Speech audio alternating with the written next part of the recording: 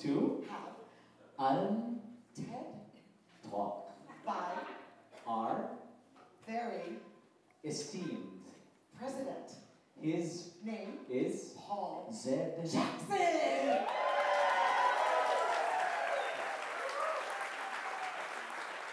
Thank you.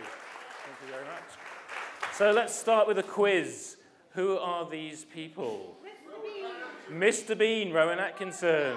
Correct. That's that one there. And who's this one? It's me. Ooh, yes. Okay, that's enough shock and disbelief. Thank you. So this is welcome to Oxford, where I studied. And this was the high point of my dramatic career, appearing with Rowan Atkinson. Coincidentally, the low point of his dramatic career.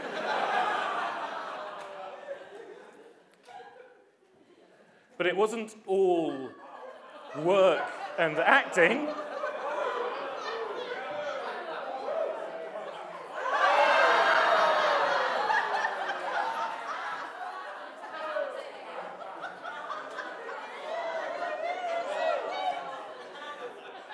They told me this was going to be a reunion of the Queen's College Second 11 soccer team, but it's turned out to be the AIN conference.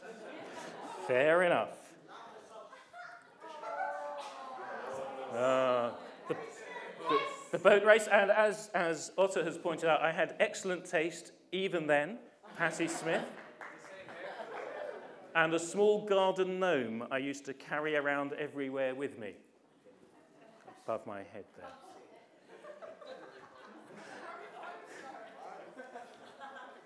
Yeah.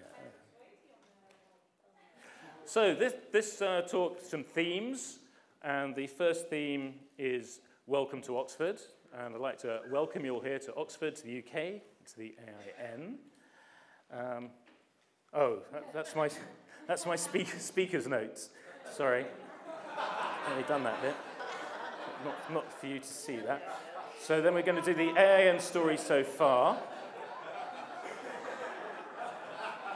And then news this year, what's been happening in AIN. And how we go about applied improvisation and present ourselves, what we say to people when we talk about AI, applied improvisation, and the network. So that's the themes of this short presentation. So welcome to AIN. So this is a man who's got the word AIN in both his first and his second name, Alain Rostand. And so it's no surprise that when we founded the AIN, those were the letters we chose. That's Alain, co-founder of AIN, not with us this year, but still very much on the radar, and some of you will know him. And one of the nice things about AIN is you get to participate in what many people have called a tribe. People find that this is somewhere they feel that they belong and can talk to other people who understand them, and it's like a tribe or maybe a family. And on a more cognitive level, perhaps, it's a peer network for business, for learning, learning by doing, particularly, and pioneering. This is a new field, applied improvisation. It's been going maybe a decade or so, and it's still in the discovery phase of what is it? What do we say about it? How do we recognize each other? What is it we do? And this conference is about sharing those ideas and articulating some of those concepts. You get to meet interesting people at the AIN. Here's a snap from 2003, the second conference in Toronto. I can actually see somebody who's in the picture. So if you're in this picture, say hi. That's Amy. Amy. That was the first incarnation of the AIN All-Stars, and we'll see the latest incarnation of that if you've been talking to Roberto when we're on the evening entertainment later this evening in here. You get to meet very interesting people. Keith Johnston, we met in Banff in 2007. a couple of years later in San Francisco, I met Armando. You've heard of the format for performance improvisation, the Armando? It's named after Armando Diaz, and he came to Chicago and did an Armando, which was nice. Joined in with the conference. We've been to San Francisco 3 times so far for the conferences. In Amsterdam, I met Santa Claus. Have I pronounced that right? Yeah? Santa Claus. Yeah. This instituted a tradition of making the president sit on something strange each year. That reached a climax that could not be surpassed with Gabe and other topless AIN members in San Francisco, and that tradition was killed at that point.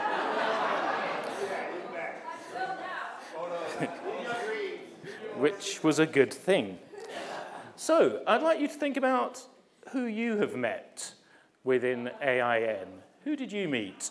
Either over the years that you've been involved with AIN at conferences, who's made some sort of impact on you, or who you've met while you've been here, that seems to be an interesting person, or who maybe was your first point of connection with AIN and somehow helped or encouraged you to get here. So turn to a neighbour in 2s or 3s, and for a minute or two, share who did you meet who made a real impact or impression on you.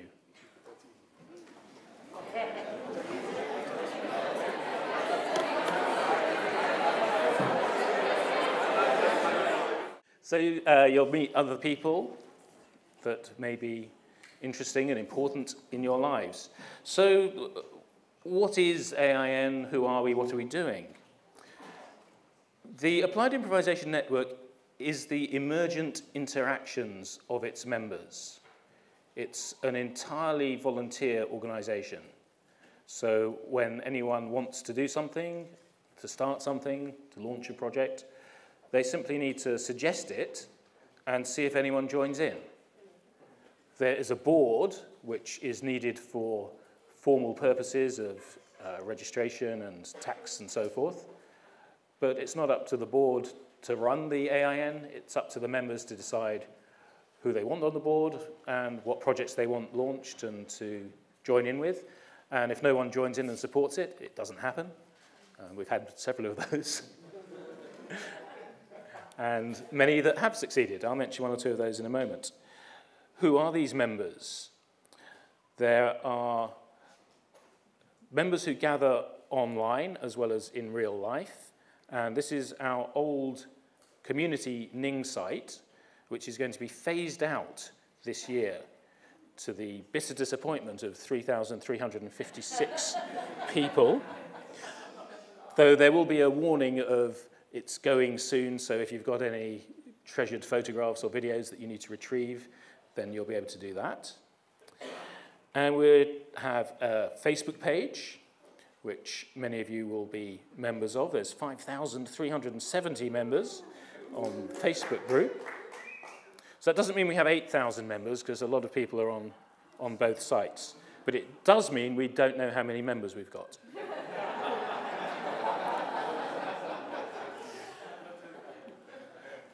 Over the past year, we've been developing and have now launched a new website that consolidates all of our old websites, except for the Facebook page, into one place.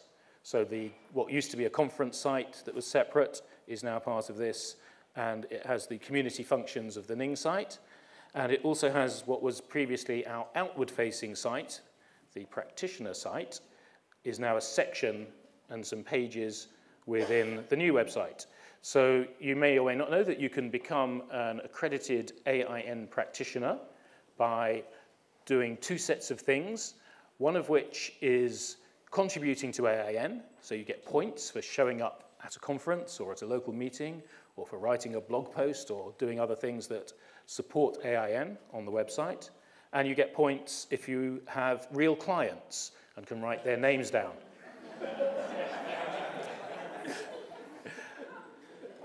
We're hoping to make a slightly more sophisticated system in the future by watching people work in a workshop and giving them some feedback and saying, yeah, we like what you're doing, so we will vouch for you within the network as being a practitioner of that sort. And that will be happening over the next year or so if and when people want to support and join in with making that real. And then AIN can stand for all of the people who are participants in those projects and ways of working and showing their skills. If you're a practitioner, you get listed on the practitioner page, and that gets promoted to the outside world and is searchable by your specialist roles that you take, by geography, and so forth. And if you're wondering who gets to be top of the practitioner list, it rotates every week. Oh. So Belina will be rising as others will be dropping. What do? We do lots of things. Applied improvisation is a rapidly developing field with many, many applications. It probably started with the realization of some people who had some improvisation and theatre skills that they could help people with presentation skills, or that the exercises and activities were great for team bonding or for prompting creativity. And it's moved to many, many other areas, coaching, for example, particularly, and community building, and many others. And it's interesting to reflect on what holds that together, that it's still recognizably applied improvisation. And it seems to be something where the experience is with the participants.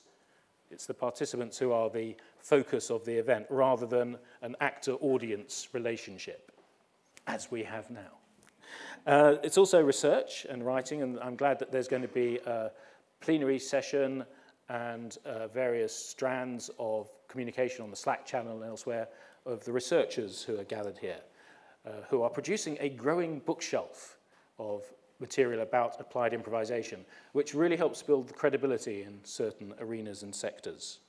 I know we like doing things, but it's good to write them down as well sometimes.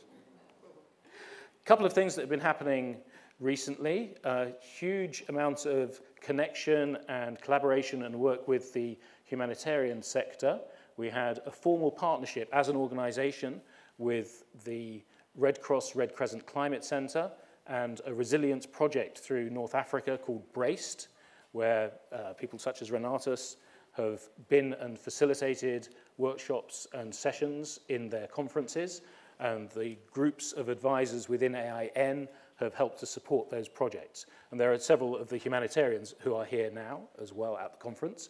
Well worth meeting and talking to them to see some of the real-world applications of the ideas that we have been sharing and developing with them. And that reached a fantastic new peak of getting together over the last 2 days with a 2-day climate resilience workshop here in Oxford that was part of the build into this conference. And there's a session later today where you can hear more of that, what happened there, and where that's going to go next. And local groups also emerging, establishing themselves, getting together and communicating with other local groups via the website and in other ways to share what works and what they might like to try. What is applied improvisation? Where the attention is drawn to the improvisational aspects of an experience.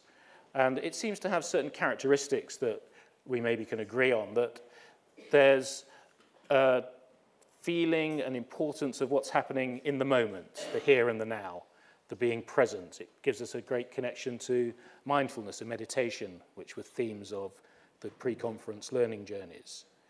The interplay of structure and freedom, where there's always some sort of structure, and then the freedom as to how people express themselves and make choices within those structures. And of course, the possibility of changing the structures themselves at another level. And it's typified by co-creation. And there's the famous expression that all improvisers learn and share, yes and. And Kat's going to lead a session on what is it we're saying when we say yes and? Because it's become, as it's gone further out from the theatre into the other aspects of work and life, subject to question, subject to rethinking. And a conference like this is a great opportunity to rethink it with people who know a lot about it, who use it, and have a depth of experience with it. How do we talk about applied improvisation? There's lots of different types of ways we talk about it. We talk about it in terms of principles. A principle would be something like make use of what's there. It's a good definition and principle of improvisation. Make use of what's there. And that has implications that we might favor using what's there rather than starting conversations about what isn't there, or barriers, or gaps. We take ideas like bricolage. That's what we've got. What can we do with it? Let's get started. We have a fantastic repertoire of activities.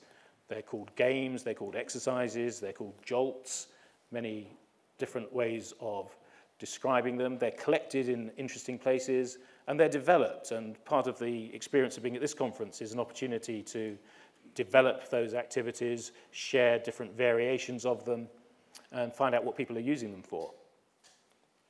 We have models that we share if we're teaching people about these things.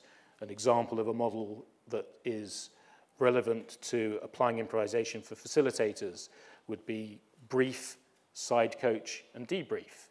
And the side coach would be a particularly important moment for the improvisational opportunity of helping a participant from the side to be better at whatever that thing is that they're doing. And we have slogans. Yes and is a slogan. It might be a principle as well, if we're clear what it is when we're using it as a principle. Have a go, another possible slogan. And here's one. Celebrate what? Mistakes. Ooh. Success. Ah. Well, I do hear a lot of improvisers say celebrate mistakes. That's a really weird thing to hear if you're not familiar with improvisation. Celebrate success seems perhaps more logical, and these things are worth questioning. I'm going to talk a little bit about that. Here's a cartoon I showed last year, but I enjoyed it so much I brought it back this year.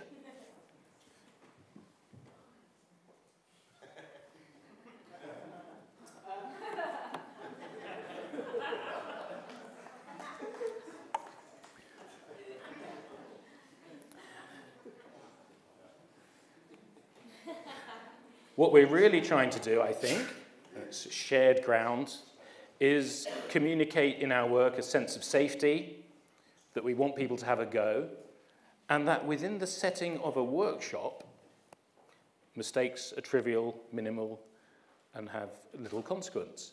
But if we're working with humanitarian workers or surgeons or sending our children across the streets, mistakes have greater consequences, and it would be strange for people to celebrate those. So if it's not an all-encompassing principle, let's not tell people that. Tell them it's contextual, it's here. It might be better to overlook them than woohoo them. And we need to look at where the learning is. Where do we learn? People say we learn from failure, and perhaps we do. But what do we learn from failure, and how does it stack up with what we learn from success? It would be nice if we started making greater connections with some of the current thinking in other disciplines. Here's an example from the world of philosophy and social science. They talk about the 4 E's in a way that seems to me to be very relevant to what we do as improvisers. That our worlds are enacted, that who we are depends on what we're doing. We can learn about people from their actions, that we enact who we are. That our knowledge is embodied. It's not just in the head, it's in the body. And improvisers know about this, the importance of physicality, contact improvisation, dance, music. That our world is extended. Ourselves are extended. There's this concept of the extended self, that you're not just you in your own skin, you're you who you are through your interactions with other people. This also seems to me to be familiar territory for improvisers to know something about and have something to say about and to contribute to. And that our knowledge and our abilities and our skills are embedded, that they become sustainable when we learn things through practice, through repetition. This is one example of a field we could reach out to and have interesting conversations with, where as applied improvisers we have something really valuable to contribute to those discussions. So, from the things I've been saying about what... Oh, I've left my notes in again. About the history of AIN, the conferences we've been to, what improvisers are, what we do. Share with a partner, someone almost as attractive as you, anything that's been resonating so far this morning. 2 minutes. And let's consider that to be the start of a conversation. The start of a conversation that can continue through these 3 days and beyond. What else? A few thoughts about the way that we might approach the conference, to be both serious and playful, and we can have these coexisting at the same time. To be nice and kind and appreciative of each other, and also rigorous in our thinking and our discussions. To be active, do things, and reflective, take the time to synthesize and make meaning of what happens. And as we're here in Oxford and Britain, thank you very much.